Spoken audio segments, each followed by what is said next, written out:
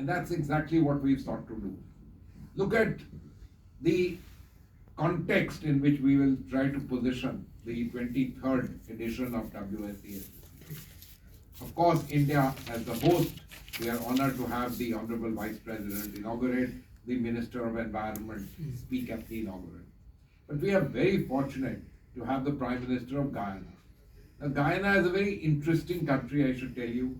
I'm not only saying it because, as Dr. Dhawan said, TERI has had an old institutional relationship, a presence in Guyana, but because Guyana has been in the forefront of representing the global south, particularly the smaller countries at the UN negotiations on climate change. And their people have been active. So it's a country which is recognized.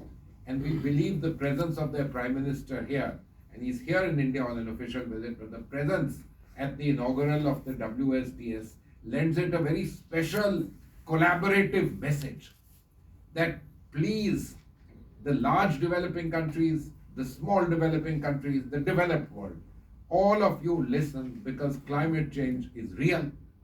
It is, as Dr. Dhawan said, a shared responsibility and a shared need for us to do something, and it demands collaboration.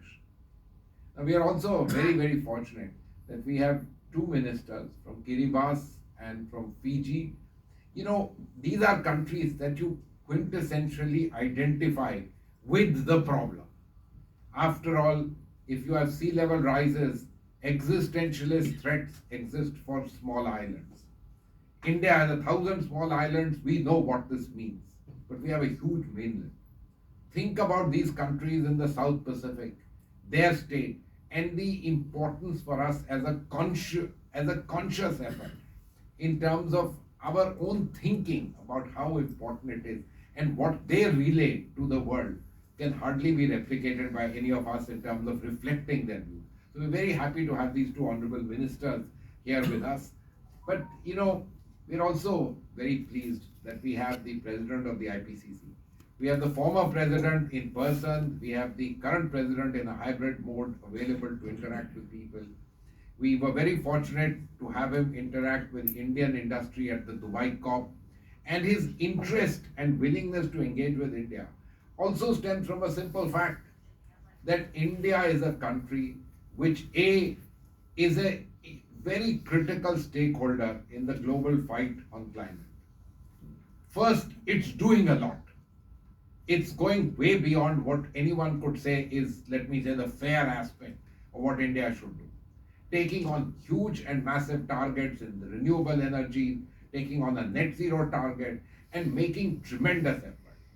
But we are a critical economy, and we understand that. And we are doing a lot.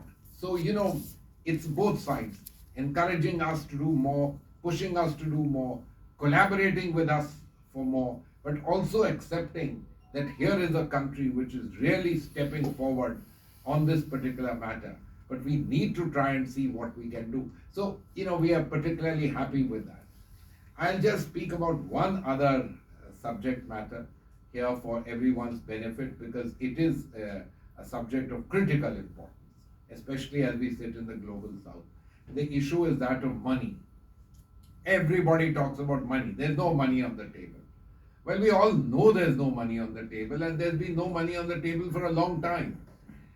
But it's time that we also started thinking about how can we sort of catalyze money to come on the table. It's one thing to talk about money not being there. What can we do? Can we do something institutionally? Can we think of some ideas institutionally so that we can try and have things forward? And I'm very happy that we have Dr. Amar Bhattacharya here with us. I hope some of you are familiar with the Nicholas Stern Vera Wongwei report, which came out on, you know, what can be done about climate financing just before COP28.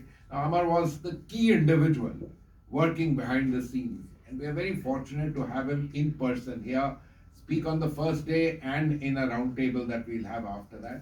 And an individual who, you know, has worked on what can you do institutionally. How can you, let me say, make it important for money to come towards climate? and come towards the developing world where there is action and there is need. And it would be, in my opinion, particularly interesting for all of you to listen to what people like him have to say.